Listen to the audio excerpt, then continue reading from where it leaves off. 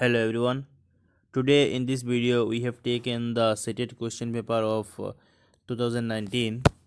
This is December 2019 and we have taken paper 1. So let us solve the questions of child development and pedagogy section. We will start from question number 1. Question number 1 is the most critical period of acquisition and development of language. What is the most important period of development of language? Acquisition of language, there is the acquisition of natural language, mother tongue, and development of it. What is the most critical period?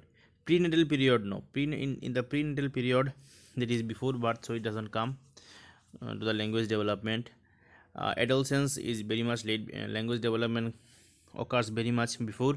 Out of early childhood and middle childhood, early childhood is the most important phase, remember. Then question number 2, which of the following is a stage of moral development proposed by Lawrence Kohlberg? This is very simple question. Stage of moral development given by Lawrence Kohlberg. So we know Lawrence Kohlberg has given 6 stages. And if we can remember the names of the stages, you can easily answer this question. Look, latency stage. This type of stage was not given by Kohlberg. Latency stage is the Sigmund Freud theory. Then social contraction orientation, concrete operational stage, industry and inferiority stage. Industry versus inferiority is given by Erik Erikson's psychosocial development. Concrete operational stage is given by Joe Piaget in his cognitive development stage. So correct option is social contract orientation. Social contract orientation is the first substage of the third stage in Kohlberg's moral developmental stages. Then question number 3. During classroom discussions, a teacher often pays more attention to boys rather than girls. Paying more attention to boys rather than girls. This question has come from gender. We can easily identify, but what is this? Is it gender bias or gender identity, gender relevance or gender constancy? We have discussed about this in our previous video. If you have seen that, this is an example of gender bias because the teacher is biased towards the boys. Teacher is more favorable towards the boys rather than girls. Then question number 4, which of the following is an effective strategy to reduce children's gender stereotyping and gender role conformity? Now you are to reduce that. You are to reduce children's gender stereotyping. So what you will do to reduce that type of thing, gender stereotyping or gender prejudice? What you will do? We'll discuss about the gender bias. You can do that. Yes, you can have a discussion on that, and through discussion you can reduce those gender stereotyping. Emphasizing gender specific roles, this will increase that rather than decreasing. Okay. Option 3, gender segregated play groups, this will also increase this because you are making groups of boys and girls.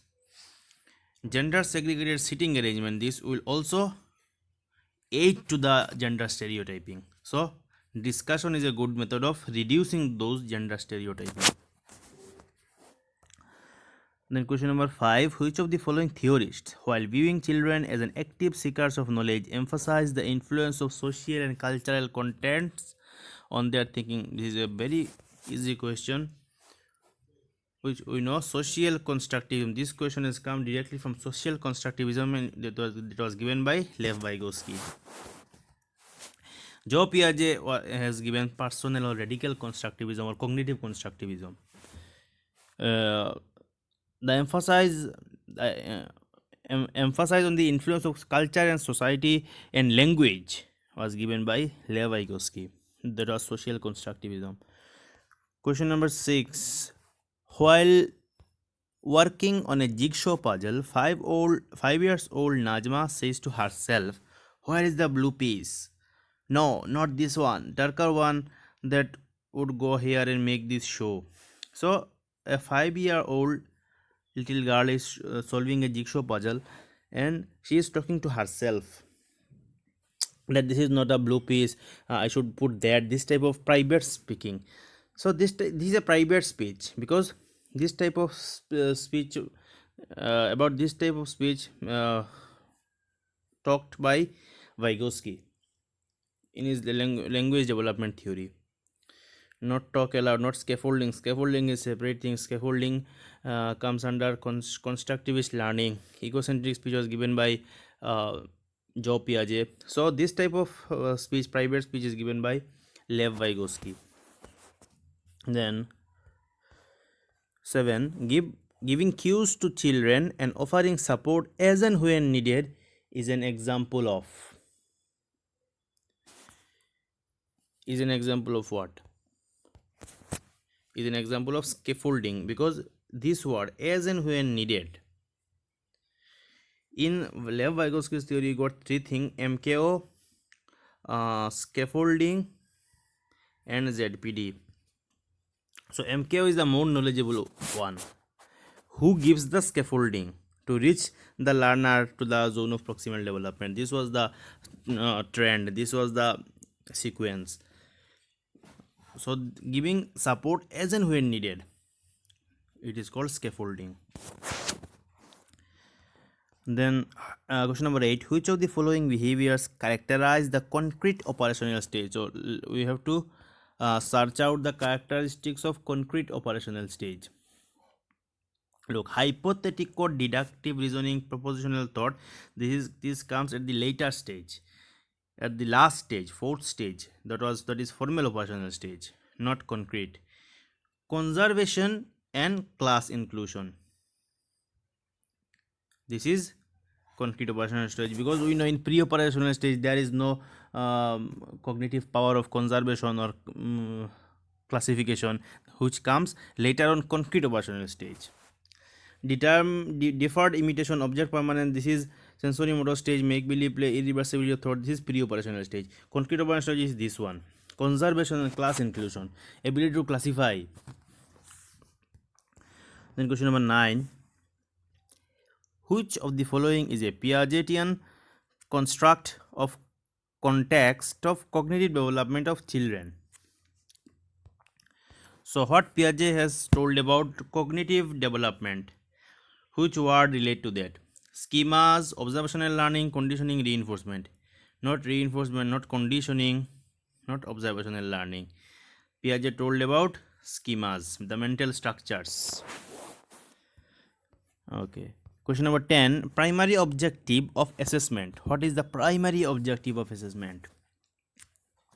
Is it to assign rank to the students? No, because ranking the students and listing them as a more good in studies, less good in studies, this is not the objective of assessment. Then understanding children's clarity and confusions about related concepts, this should be the answer, because the main idea, main aim of assessment is this one, understanding where the children is getting confused, where the children is getting difficulties. This is the main objective of assessment, not labeling the students as their score, not making pass or fail in the report card. This is the main objective of assessment. And question number 11, which of the following statements about intelligence is correct? Let us read the options very carefully.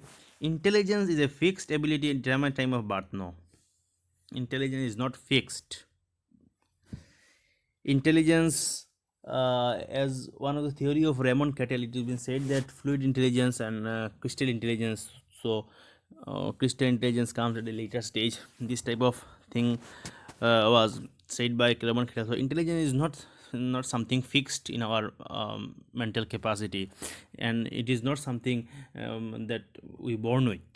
It develops as we get matured. So second option is intelligence can be accurately measured. Intelligence can never be accurately measured. You cannot measure accurately anything of any psychological thing.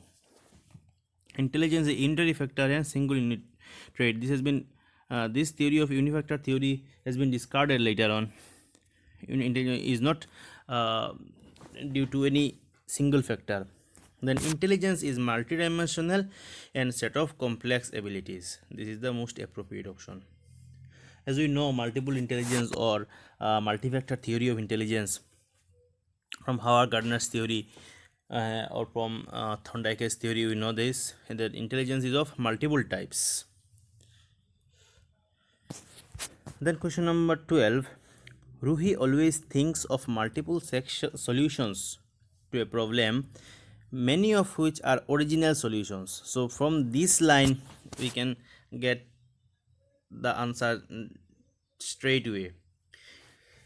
A girl is thinking of multiple solutions to a problem and also original solutions. So these two words directly tells us what she is a creative thinker. Ruhi is displaying a characteristic of an creative thinker, not convergent, as it has been said that multiple solutions, so it directly means divergent thinker, not convergent thinker, rigid thinker, no, egocentric thinker, no. She is creative thinker. Then question number 13. In a situation of less participation of students, a situation is there where students are participating in very small numbers, belonging to a deprived group of teaching learning process. So students from a particular community is participating less in the teaching learning process. So what a teacher should do in that respect?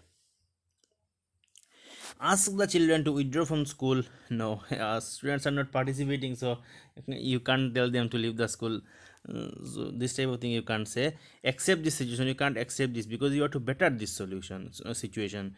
Lower her expectations from such students? No, someone is not participating, instead of changing that, you are expecting less from students. This is not good at all. Reflect on her own teaching and find ways to improve students' involvement. This is the most appropriate thing a teacher should do.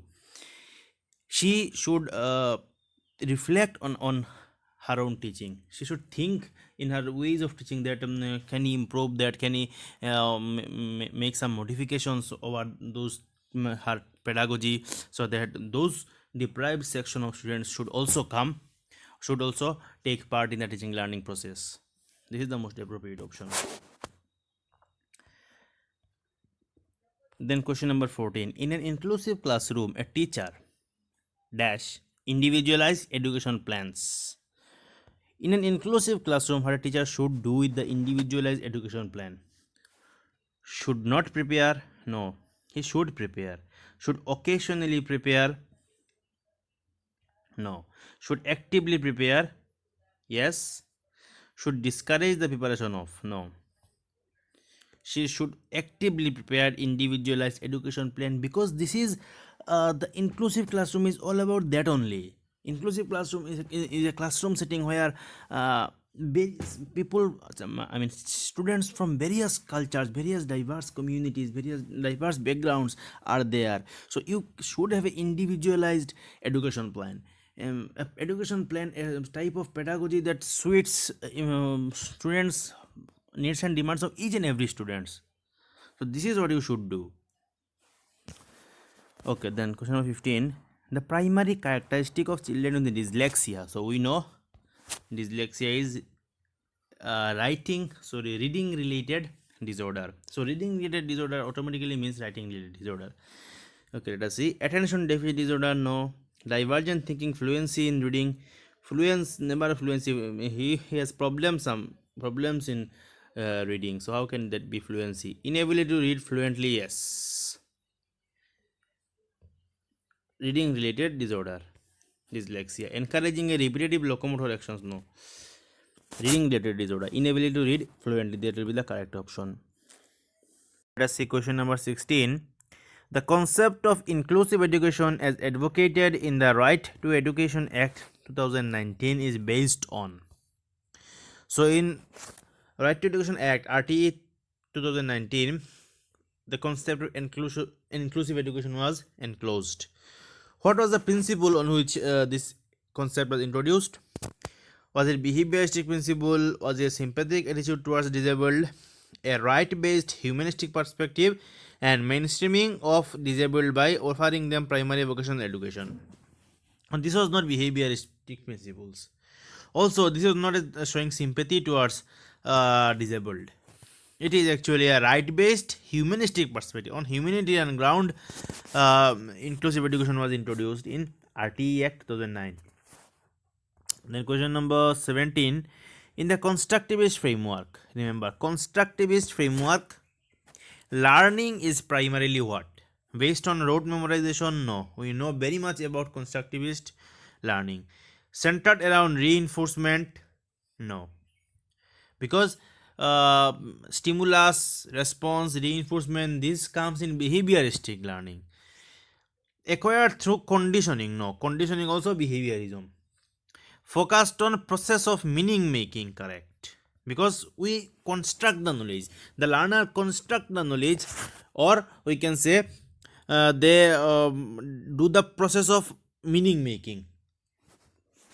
Then question number 18. Naive theory, the children construct about various phenomena. Actually, native theory, it should be native theory. Native theory is that children construct about various phenomena should be ignored by the teacher. That is, the theory is, that is the thinking that children develop by themselves. Should that be ignored? No, it should not be ignored. Should be punished by the teacher? No. Should be replaced by correct one through repetitive memorization? It should not be replaced. Rather, actually, this type of thinking, children thinks of something from their own. This may be correct, this may be incorrect. So always not incorrect. And last option is should be challenged by the presenting counter evidence and examples. So this should be the correct option, because the thinking of children should be, you have to correct or you have to modify, but with evidence and examples. This is what you should do. Then question number 19. Child-centered pedagogy promotes. What does child-centered pedagogy promote? Exclusive reliance on textbook? No. Child-centered pedagogy is not reliance on textbooks. Giving primacy to children's experiences. This is the correct option, because in child-centered classroom or child-centered pedagogy, we do what? We keep the children in the center, and we allow them to do from their own. We just create situations where they learn by themselves, not rote memorization, not labeling and categorization of children. Then question number 20. Emotions and cognition are. This question has come lots of times. Emotion and cognition are not completely separate, not independent, not unrelated. It is interwoven. These two are interrelated. Question number 21. Which of the following statements about learning is correct from constructivist perspective? So from constructivism, lots of questions come. Learning is the process of reproduction and recall? No. Learning is the process of rote memorization? No. Learning is conditioning by behaviors by repetitive association? No. Learning is the process of construction of knowledge by active engagement. This is the main idea of constructivism. Then question number 22. Presenting students with clear examples and non-examples. This question we have also solved in the in our last videos. Presenting examples of after presenting a concept, you are putting examples or non-examples. So what is this actually? It is an effective way to encourage conceptual change. Not always conceptual change leads to confusion in the minds of students. No, it rather eases the process. Causes gaps in the understanding. No. Focuses on procedural knowledge rather than conceptual understanding. Yes. So it focuses on procedural knowledge. Okay. Then question number 23. Repeatedly asking children to engage in learning activities either to avoid punishment or to gain reward. So asking repeatedly children to engage in learning activities because you are telling that you will get punishment if you do not study or you will get reward if you study well. So this type of thinking is what? Decrease in extrinsic motivation. Increase intrinsic motivation would encourage children to focus on mastery rather than performance goal. Decrease children's natural interest and curiosity in the learning. Yes, because you are always saying that do study hard, otherwise you will be punished. This type of thing will decrease their natural interest.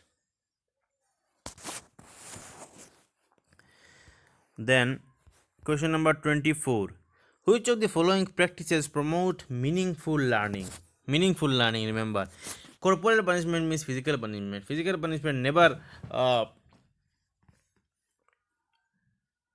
help in meaningful learning. Then cooperative learning environment. Yes, cooperative learning environment, learning in groups, this help in meaningful learning. Continuous and comprehensive evaluation, this also help in meaningful learning, because CC is a type of evaluation where we find out the problems or difficulties in the learning process of a learner. So this help in meaningful learning.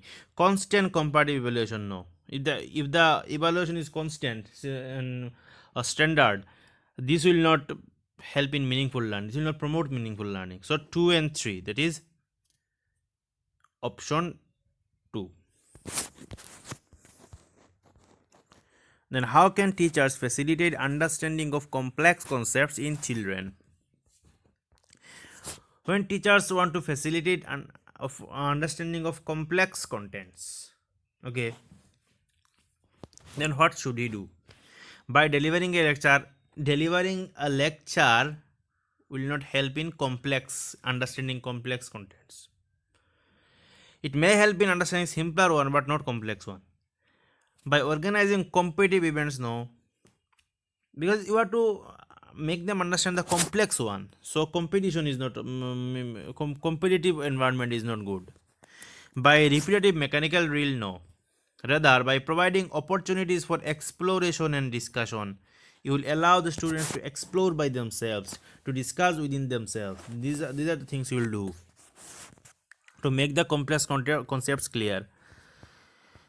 And then a primary school teacher can encourage children to become effective problem solvers. You have to make the children effective problem solver. What you will do? Offering materialistic reward for every small tasks? No. For every single task, if you give rewards, then they will not become problem solver. Emphasizing only on procedural knowledge? No. Dismissing and penalizing incorrect answer, giving penalties on incorrect answers will not also help them to become problem solver. Encouraging children to make intuitive guesses and then brainstorming on the same.